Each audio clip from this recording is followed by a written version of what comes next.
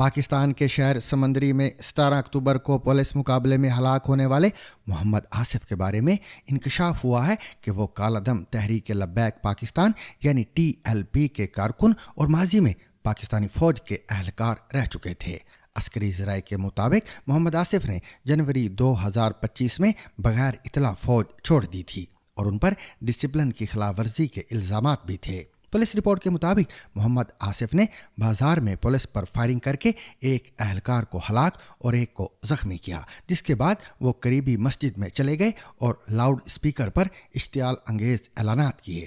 Police کی جوابی کارروائی میں وہ مسجد کے باہر فائرنگ کے دوران مارے گئے۔ ذرائع کا کہنا ہے کہ وہ مرید کے حالیہ TLP احتجاج میں بھی شریک تھے اور اپنی ہلاکت سے قبل کئی ماہ سے روپوش تھے۔ سوشل میڈیا ویڈیوز میں انہوں نے مرید کے آپریشن خود دیکھنے اور ایجنسیوں کی جانب سے اپنی تلاش کے دعوے کیے تھے۔ عسکری اور پولیس ذرائع کا کہنا ہے کہ وہ فوج سے بھاگا ہوا اہلکار تھا اور حساس ادارے اسے تلاش کر رہے تھے۔ دن بھر کی خبروں کے خلاصے کے ساتھ آج کا شبنامہ ختم ہوا۔ مجھے اور میری پوری ٹیم کو اجازت دیجیے۔ شب بخیر۔